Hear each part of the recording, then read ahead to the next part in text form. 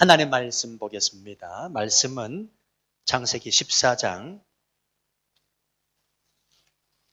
1절부터 16절 말씀까지입니다. 창세기 14장 1절부터 16절 말씀까지 제가 받들어 봉독 올립니다. 14장 1절 말씀부터 봉독하겠습니다. 당시에 시날 왕 아무라벨과 엘라살 왕 아리옥과 엘람 왕 그돌라오멜과 고임 왕 디달이 소돔 왕 베라와 고모라 왕 비르사와 아드마 왕 시납과 스보임 왕 세메벨과 벨라 곧 소알 왕과 싸우니라. 이들이 다 시딤 골짜기 곧 지금의 여매에 모였더라. 이들이 12년 동안 그돌라오멜을 섬기다가 제13년에 배반한지라. 제14년에 그돌라오멜과 그와 함께한 왕들이 나와서 아스드롯 가르나임에서 르바 족속을, 함에서 수수 족속을, 시외 기랴다임에서 엠 족속을 치고 호리 족속을 그 산 세일에서 쳐서 광야 근방 엘바람까지 이르렀으며, 그들이 돌이켜 엠미스바 곧 가데스에 이르러 아말렉 족속의 온 땅과 하사손다말에 사는 아모리 족속을 친지라. 소돔 왕과 고모라 왕과 아드마 왕과 스보임 왕과 벨라 곧 소알 왕이 나와서 시딤 골짜기에서 그들과 전쟁을 하기 위하여 진을 쳤더니 엘람 왕 그돌라오멜과 고임 왕 디달과 시날 왕 아무라벨과 엘라살 왕 아리옥 네 왕이 곧 그 5 왕과 맞서니라. 시딤 골짜기에는 역청 구덩이가 많은지라. 소돔 왕과 고모라 왕이 달아날 때에 그들이 거기 빠지고 그 나머지는 산으로 도망하매 네 왕이 소돔과 고모라의 모든 재물과 양식을 빼앗아가고 소돔에 거주하는 아브람의 조카 롯도 사로잡고 그 재물까지 노략하여 갔더라.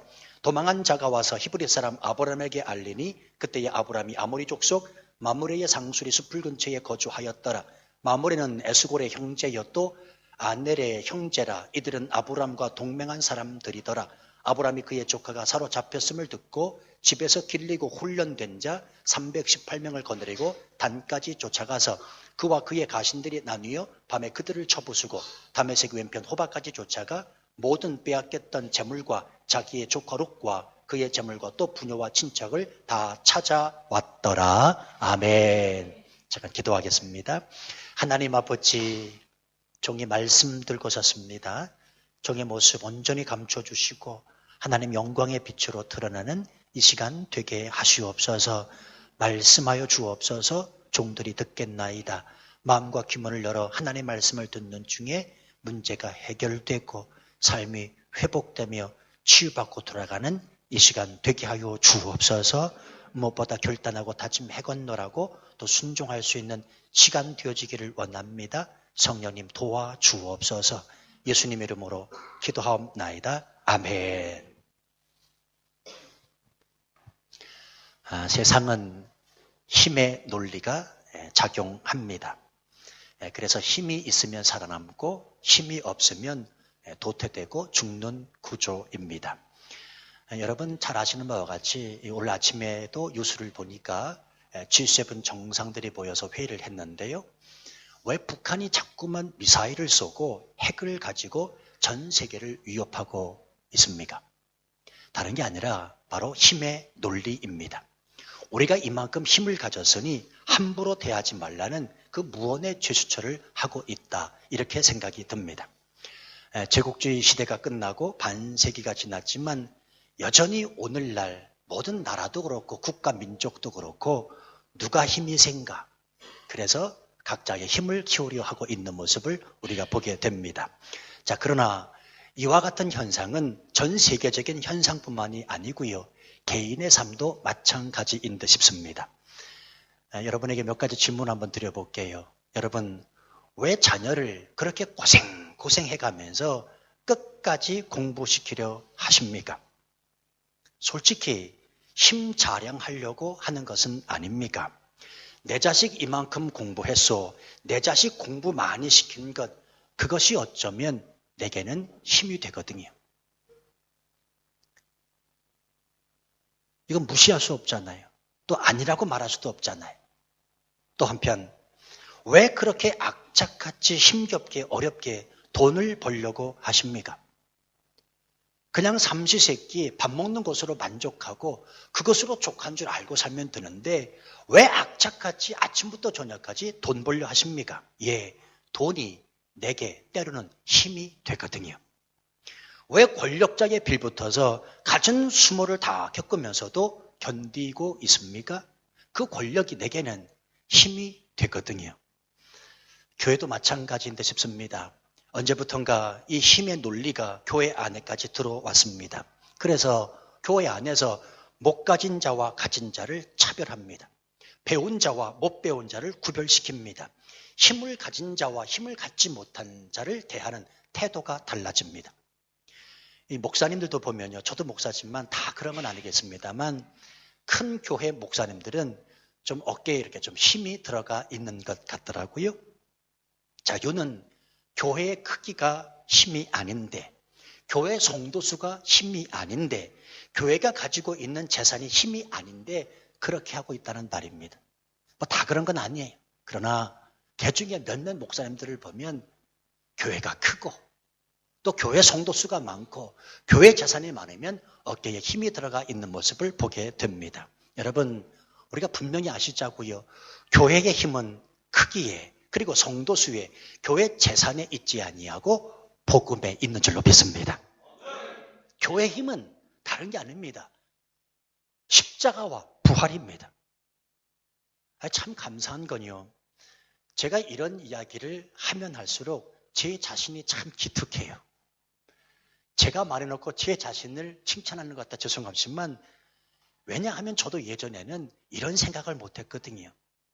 말은 번지르르 하게 하면서도 목사이기 때문에 이 앞에서 말은 번지르르 하게 하면서도 솔직히 교회를 키워서 성도수를 많이 증가시켜서 내 힘을 발휘해야지라고 하는 마음이 있었거든요. 근데 여러분이요, 알아주세요.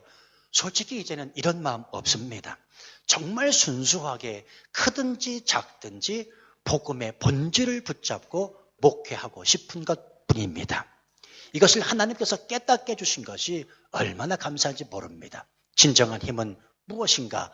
하나님께서 깨닫게 해주셔서 오늘 제가 이 앞에 설 수 있었습니다. 자, 이 힘의 논리, 어쩌면 이것은 어제 오늘의 일이 아닙니다. 고대에도 있었고 오늘날도 있었고 바로 오늘 우리가 살펴보고자 하는 이 성경 속 아브라함이 살던 시대에도 여전히 이 힘의 논리는 작용하고 있는 것을 보게 됩니다. 바로 오늘 본문이 그 내용인데요. 말씀은 좀 복잡하겠습니다만 쭉 읽어보면 발음하기도 힘든 나라와 왕들의 이름이 나오잖아요. 그런데 따지고 보면 아주 간단합니다. 당시 아브라함 시대에 있어서 힘의 논리가 어떻게 작용하고 있는지 보여주는 말씀이 오늘 본문의 말씀입니다. 먼저 1절 말씀해 보시면 4명의 왕들과 그리고 한 그룹이 소개되어 있지요. 1절 말씀 보시겠습니다. 당시에 시날 왕 아무라벨과 엘라살 왕 아리옥과 엘람 왕 그돌라오멜과 고임 왕 디나리라. 자, 그런데 이 4왕 중에 당시 가나안을 포함한 전 세계의 패권, 즉 힘은 누가 쥐고 있었냐면 엘람 왕 그돌라오멜이 쥐고 있었습니다. 자, 여러분 이 엘람이 어디인가 쉽게 말씀드리면 지금의 이라크라고 생각하시면 됩니다. 지금의 이라크 지역이 엘람입니다. 자, 그런데 지금도 지도를 보고 여러분이 살펴보시면 아시겠지만 엘람과 가나안의 이 거리는 1500km 이상 떨어진 곳입니다. 자, 그렇다면 그 옛날 그렇게 먼 곳임에도 불구하고 엘람이 가나안까지 영향력을 발휘하고 그 주변 일대에 패권을 쥐고 있었더라면 이 엘람의 힘이 어느 정도인지 우린 유추해 볼 수가 있습니다. 자, 그런데 이 막강한 힘에 대항한 반대 세력이 있었으니 그 나라들과 왕의 이름이 2절에 기록되어 있습니다. 2절 보세요. 소담 왕 베라와 고모라 왕 비르사와 아드모 왕 시납과 스보임 왕 세메벨과 벨라 왕 곧 소아람과 싸우니라. 소돔 왕을 중심으로 한 5 나라입니다. 자, 때문에 엘람을 중심으로 한 1절의 4 나라와 2절의 당시 중동 지역의 이 거대한 두 그룹이 서로 동맹군을 형성하여 전쟁을 벌이고 있었다는 것입니다. 이 전쟁을 벌인 장소가 어디냐? 3절에 나오는데 시딤 골짜기 곧 여메에 모였더라. 지금의 여메에 모였더라. 사해 인근 지역에서 싸우고 있다는 말입니다. 자, 그렇다면 왜 싸울까요? 전쟁의 명분 없이 싸우진 않습니다. 전쟁의 명분이 있을 것 아니겠습니까? 이들이 지금 왜 싸울까요? 이 전쟁의 이유에 대해서 4절은 이렇게 말씀해 주고 있습니다. 이들이 12년 동안 그돌라오멜을 섬기다가 제13년에 배반한지라. 다시 말씀드리면 소돔 왕이 이끄는 동맹군이 10여 년 동안 엘람의 그돌라오멜에게 조공을 바치고 있었는데 13년째 되는 날 배반하게 된 겁니다. 자, 오늘 성경은 배반이라고 쓰여 있지만 아주 사실 쉽게 말해서 조공은 그만 바치고 엘람의 그돌라오멜 왕으로부터 이제 우리나라를 독립시키자라고 하는 마음이 있었을 거란 말입니다. 누가요? 소돔 왕을 포함한 이전에 바로 이 5 왕이 그렇다는 말입니다. 자, 이에 화가 난 그돌라오멜이 자기와 친분이 있는 3 왕과 함께 배반한 5 왕을 치기 위해 연합군을 형성하여 쳐들어오게 되는 것이고요. 어디에서 전쟁을 벌였다고요? 시딤이라고 하는 곳에서 한판 대결을 벌이고자 하는 것입니다. 자, 그런데 여러분, 그러거나 말거나, 자, 우리가 오늘 본문의 말씀을 통하여 반드시 알아야 될 아주 중요한 사실이 있습니다. 창세기 14장을 시작하면서 첫머리에 왜 성경은 이 이야기를 하고 있느냐 말이에요. 발음하기도 힘들고 발음하기도 어려운 이 나라들 이름이 쭉 기록되어 있습니다. 창세기 14장을 시작하면서 이 첫머리에 왜 이런 나라와 이런 왕들을 소개해주고 있는가? 고대 아브람 당시에 힘의 패권을 누가 쥐고 있었는가? 그리고 그 힘의 패권을 어떻게 유지하고 누가 또 그 패권을 차지하려고 하는가? 단순히 이것을 역사적 기록에 의해 남기려고 성경이 굳이 이 말씀을 하고 있는 것입니까? 아닙니다. 그게 아닙니다. 성경이 말씀하고자 하는 의도를 정확히 아셔야 됩니다. 오늘 본문을 통하여 이 성경이 말씀하고자 하는 것은 진정한 힘의 주인이 누구신가? 세계 역사를 움직이고 있는 막강 파워자가 누구인가? 그돌라오멜이다. 아니다. 소돔 왕이다.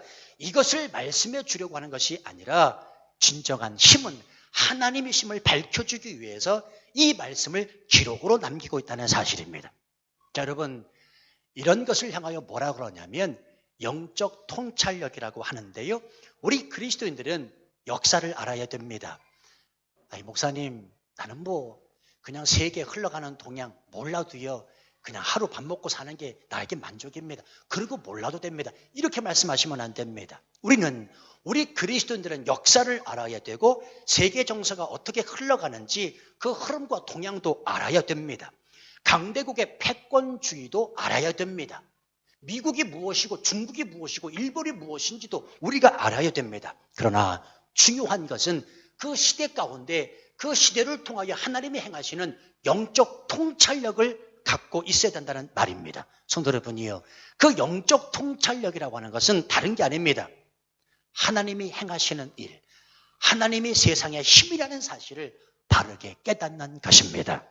다시 말하면 힘은 하나님에게 있다는 사실, 어느 나라, 어느 개인에게 있지 않다는 것을 깨닫고 살아가야 되는 사람이 저와 여러분이라는 사실입니다. 아주 쉽게 오늘날로 말씀드릴까요? 힘은 미국도 아니고 중국도 아니고 트럼프도 아니고 시진핑도 아니고 북한의 핵도 아니라는 것입니다. 오직 이 세상을 움직이는 힘은 누구시냐? 하나님이라는 것입니다. 그래서 일찍이 시편 기자는 이렇게 고백하고 있습니다. 여호와는 나의 힘이라. 내가 주님을 사랑한다. 시편에 보면요, 여호와는 나의 힘이라. 내가 주님을 사랑한다라고 하는 이 기록이 44번이나 기록되어 있습니다. 무슨 얘기입니까? 시편 기자는 진정한 힘이 무엇인지 알고 있었다라는 말입니다. 성도 여러분, 하나님이 힘인 것을 믿고 사는 그리스도인들의 특징 2가지가 있습니다. 첫 번째는 뭐냐면 다른 것이 의지되지 않습니다. 왜냐하면 힘이 어디서부터 오는지 분명히 알기 때문에 그렇습니다. 그러므로 다른 것에 마음을 뺏기지 않는다는 것입니다. 여러분, 사람은 힘센 것에 끌리게 되어 있다는 사실 아십니까? 힘센 그 사람에 대하여 내가 매력을 느낀다는 사실을 아십니까? 예전에 제가 신대원 입학을 했는데 그 원우 회장이라는 사람이 있었어요. 원우 회장을 맡고 있는 이 선배 전도사가 있었는데 신학교를 졸업하고 이제 신대원 아닙니까? 대학원 과정이라고요. 그러면 그 신대원 안에 그 원우 회장이 역할을 잘 감당하면 좋겠는데 잘 감당하지 못해요. 학교 중요 행사가 있는데도 불구하고 원우 회장이면서도 불구하고 앞장서서 일을 해야 되는데 참석도 하지 않고요. 아주 일을 영 못해요. 알고 봤더니 이름만 되면 아는 국회의원 보좌관으로 들어간 거예요. 여러분이 제가 이름만 되면 아는 그 국회의원 보좌관으로 들어간 겁니다. 이 사람은 정치의 꿈을 품은 사람이었거든요. 그래서 어떻게 신학을 하게 됐는지 모르겠습니다. 어쨌든 말은 잘하니까 원우 회장까지는 된 모양입니다. 자, 그런데 문제가 무엇이냐? 힘이라고 생각했던 이 국회의원이 이후에 별로 힘을 쓰지 못하는 사람이 되고 말았습니다. 지금 이 설교가 녹음되고 있거든요. 녹음되고 있기 때문에 제가 누구라고 실명 거론을 하지 못해요. 어쨌든 간에 이름만 되면 여러분이 너무나 잘 아시는 국회의원 보좌관으로 들어간 겁니다. 그런데 결국 힘을 못 쓰게 됐어요. 제가 이때 느꼈습니다. 아하, 사람은 힘의 매력을 느끼는구나. 그리고 그 힘을 의지하게 되어 있다. 힘을 좀 가지고 있는 사람에게 매력을 느끼는구나 라는 생각을 갖게 됐습니다. 성도 여러분이요, 우리 분명히 기억하십시다. 그리스도인의 힘은 하나님이십니다. 돈이 아니라 국회의원이 아니라 하나님이십니다. 그렇다면 하나님이 정말로 힘인 것을 믿고 산다면 우린 그 어떤 것에 마음을 뺏겨서는 안 된다는 사실입니다. 제가 그래서 이런 말씀을 이제는 단호하고도 분명하게 드릴 수가 있습니다. 성도 여러분, 치앙마이에서의 지혜로운 삶은 하나님 한 분 의지하고 살아가는 것입니다. 자, 들으세요. 저는 지난 12년 동안 수없이 많이 봤습니다. 하나님 없이 다른 것 의지하고 살았다가 행복을 찾아 이 땅까지 왔는데 아픔을 갖고 돌아가신 분, 돈 좀 벌어보자 왔는데 실패하고 야반 도주하듯이 떠나가신 분, 사람 의지했다가 사기당하고 사람에 대한 깊은 상처만 가지고 떠난 분들 얼마나 많이 봤는지 모릅니다. 우리 분명히 기억하셔야 됩니다. 진정한 힘이 어디 있는가? 오직 하나님 한 분, 그분을 의지하는 것밖에는 없다는 사실입니다. 하나님 한 분을 의지하시기를 바랍니다. 두 번째, 하나님이 신인 것을 믿고 사는 그리스도인의 특징은 다른 것이 만족되지 않습니다. 자, 이 말을 오해해서 듣지 마세요. 이 말은 다른 것이 필요 없어졌다는 말이 아니라 다른 것이 나를 만족되게 못한다는 말입니다. 자, 예를 들어서 어떤 사람이 100억을 공짜로 얻었습니다. 얼마요?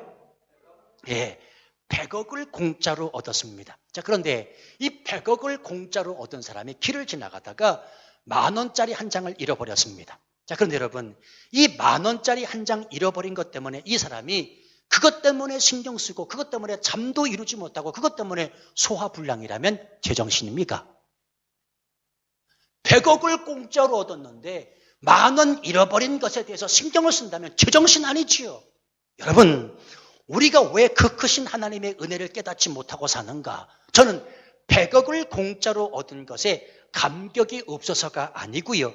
여전히 우리의 관심과 초점은 10,000원에 머물러 있기 때문이라 생각합니다. 왜요? 10,000원짜리도 가치가 있거든요. 10,000원의 가치가 있잖아요. 그 10,000원의 가치에 얽매여서 생활하기 때문에 100억을 공짜로 얻었지만 그 하나님 아버지가 허락하신 그 구원의 감격에 대하여 잊고 산다는 말입니다. 여러분, 우리 그리스도인들은 세상 모든 것은 가치가 없다. 세상 것은 가치가 없다. 이렇게 말해서는 안 됩니다. 세상도 가치가 있습니다. 그렇죠? 10,000원짜리든 100,000원짜리든 세상도 가치가 있습니다. 그러나 중요한 걸 알아야지요. 우리는 그 세상의 가치보다 더 중요한 가치를 얻은 사람 아닙니까? 구원의 가치가 100억보다 더 크다는 사실을 믿으시면 아멘 하시기 바랍니다. 자, 그런데 우리의 문제는 100억의 가치보다 더 큰 구원의 선물이 내게 주어져 있다는 사실을 깨닫지 못하고 여전히 10,000원의 가치 속에서 헤어나오지 못하고 그 잃어버린 10,000원 때문에 울고불고 만족하지 살지 못하기 때문에 삶에 문제가 찾아온다는 말입니다. 외람된 말씀입니다만 저는요, 이제는 아무리 좋은 것을 봐도요, 아무리 맛난 음식을 먹어도 그때뿐이에요. 그때뿐이에요. 오해하지 마십시오. 좋은 것이 필요 없고 맛난 음식이 내게는 이제 필요 없습니다. 그 말이 아니라 요는 내 안에 100억 이상의 큰 것이 들어와 있기 때문에 그렇습니다. 할렐루야. 내 마음 안에 100억 이상의 큰 구원의 감격이 들어왔기 때문에 아무리 맛있는 걸 먹어도 아무리 좋은 것을 봐도 그때뿐이라는 거예요. 여러분, 신앙생활 하면서 적어도 이런 경험이 있어야 되지 않겠습니까? 하나님보다 더 큰 것이 있습니까? 그 하나님 때문에, 너무너무 크신 그 하나님 때문에 그분이 내 마음 가운데 있어서 세상에 그 어떤 것도 내가 만족함을 주지 않는 상태, 신앙생활하면서 이런 경험들이 있어야 되지 않겠습니까? 성도 여러분, 하나님이 내게 힘이십니다. 그냥 그분으로 만족하십시오. 이렇게 사는 것이 지혜요. 이렇게 사는 사람이 그리스도인이라는 말입니다. 자, 다시 본문으로 돌아갑니다. 왜 창세기 14장이 아브람 당시의 주변국에 대해서 이런 말씀들을 기록하고 있는가? 진정한 힘이 누구에게 있는가를 보여주기 위함이라 말씀드렸고요. 또 한 가지 이유가 있습니다. 지금 이 전쟁의 중간에 낀 사람에 대하여 한 사람을 소개하고 말하고 싶기 때문에 오늘 이 본문이 기록되어 있는 겁니다. 그가 누구냐면 우리가 지난 시간에 살펴본 대로 자기가 보는 눈으로 최상의 지역 선택을 한 바로 아브라함의 조카 롯입니다. 롯이 선택한 지역이 어디라고 했습니까? 소돔 지역입니다. 소아의 지역. 소돔과 고모라가 있는 곳입니다. 자, 그렇다면 지금 소돔은 굉장한 위기에 처해 있습니다. 이후의 말씀을 보면 엘라망 그돌라오멜을 선두로 동맹군이 결국은 전쟁에서 승리하지요. 그리고는 주변국을 장악하는 것은 물론 롯이 살고 있는 그 소돔까지 점령했기 때문에 그렇습니다. 바로 그 말씀이 4절부터 10절까지 쭉 진행되어 나옵니다. 시간 관계상 일진하겠습니다만 여러분이 눈으로 보시면 아주 무시무시합니다. 소돔 왕은 졸지에 산으로 도망하게 되었고요. 11절 말씀에 보면 소돔 왕은 모든 재물과 양식을 다 빼앗아 가버립니다. 급기야 아브라함의 조카 롯도 잡히게 되었고 재산도 빼앗기게 됩니다. 12절 말씀, 소돔에 거주하는 아브라함의 조카 롯도 사로잡고 그 재물까지 노력하여 갔더라. 자, 여러분, 우리가 지난 시간에 살펴봤지만 풍족하고 완벽한 환경, 화려한 그 소돔을 택한 인간의 결국이 이렇습니다. 얼마나 비참합니까? 롯이 소돔 지역을 택했을 때 이러리라고 생각을 했겠냐고요.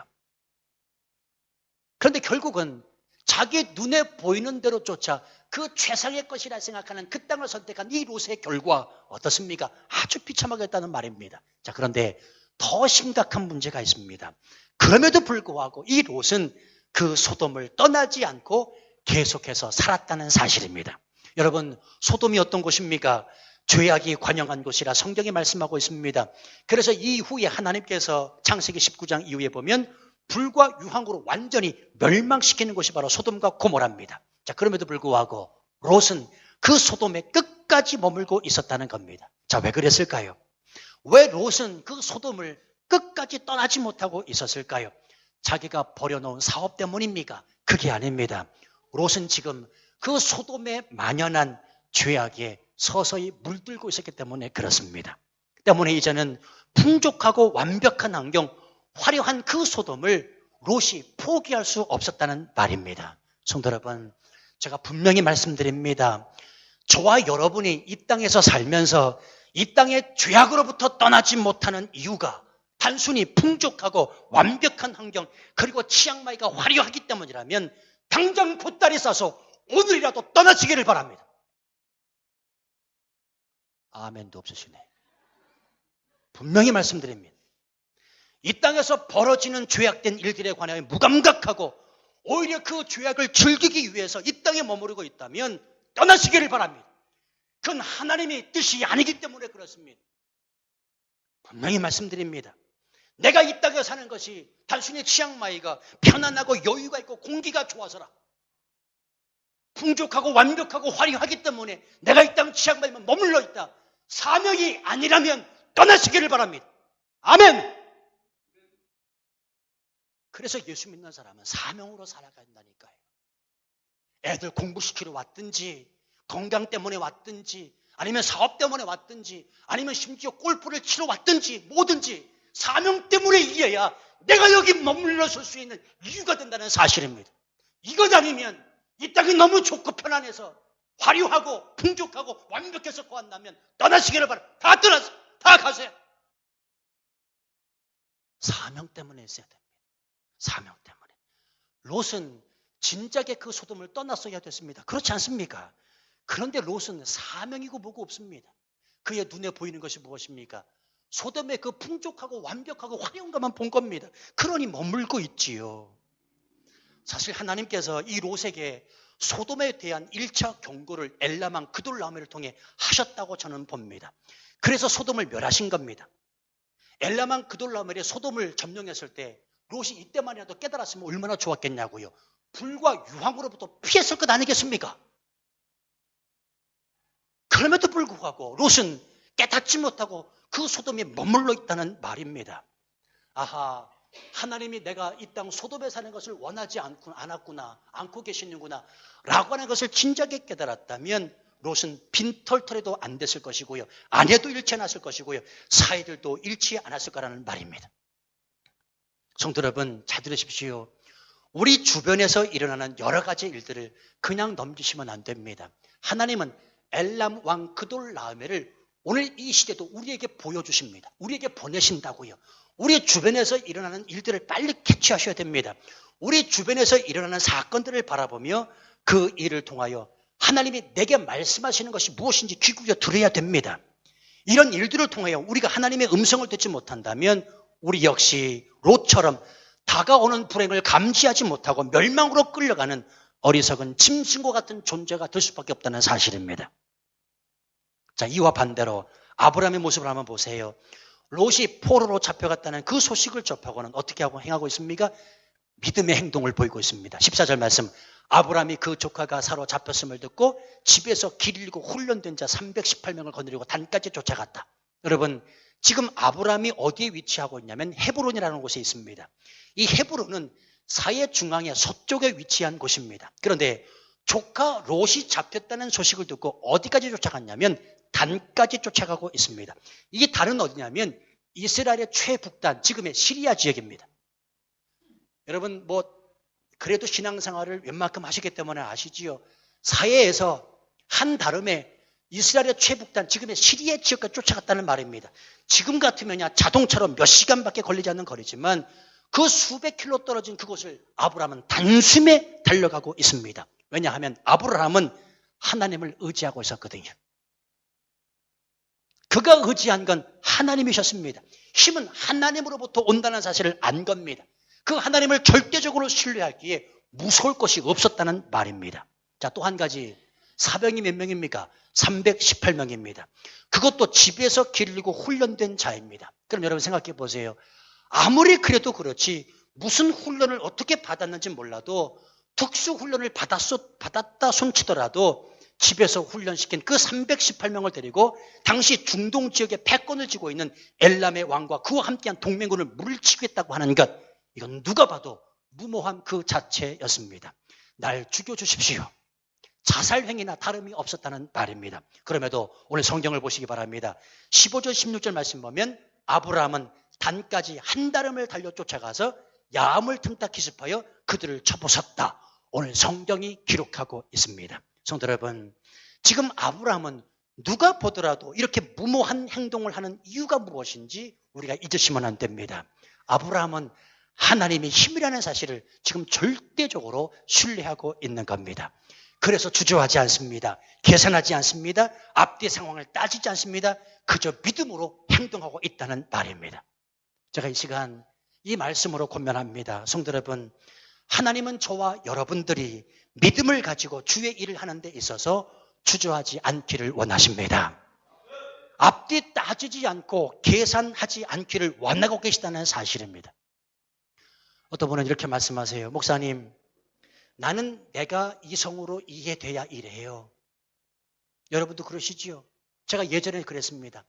나는 내가 이해되어야 내 머리에 카우짜이가 돼야 일을 해요. 아니, 이해되지 않는데 어떻게 일을 해요? 그렇잖아요.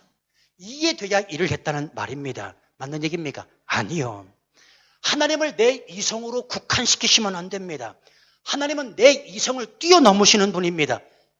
내가 이해해서 하나님의 일을 하는 게 아니라 내가 이해되지 않아도 하나님의 일이 행하는 것입니다. 굉장히 중요합니다. 때로는 이해되지 않는 일들이 얼마나 많은지 모릅니다. 그래서 우리가 추측합니다. 머뭇거립니다. 계산합니다. 그러나 하나님의 일은 그렇게 하는 게 아니라는 말입니다. 믿음에는 계산이 따르지 않습니다. 생각해 보세요. 어떻게 다윗이 골리앗을 쳐부술 수 있습니까? 말이 됩니까? 말이 안 되잖아요. 이성으로 생각해도 이건 말이 안 되잖아요. 모세가 홍해 앞바다에 섰습니다. 갈라질 것이냐 어쩔 것이냐. 모세는 계산하지 않았습니다. 주저하지 않습니다. 힘은 하나님으로부터 온다는 사실을 알고 지팡이를 그냥 내밀었을 뿐입니다. 그때 기적을 경험했습니다. 홍해가 갈라졌습니다. 성도 여러분 기억하십시오. 하나님의 일은 믿음으로 행할 때 기적이 나타납니다. 지금 여러분들이 그 기적의 현장을 보고 계시잖아요. 오늘 임 권사님 기도하셨지만 저 예배당 건축 기적이에요. 기적. 아닙니까? 난 아무리 생각해봐도 저건 기적이에요. 운동장이었습니다. 운동장. 2012년에 기공예배 드리고요. 우리 작년이죠. 2016년 12월 달에 저 공사를 3년 만에 하면서 난 기적이라고 생각합니다. 사무실에서 화장실을 왔다 갔다 하면서 수없이 그 앞에 서서 그 운동장을 보면서 하나님이 포기하시는 꿈을 꿨다고요. 하나님 저 운동장에 건물이 반드시 들어서게 될 것입니다. 지금은 돈이 없습니다. 돈 없이 시작했잖아요. 우리 4천만 원 갖고 시작한 겁니다. 사업 공사를.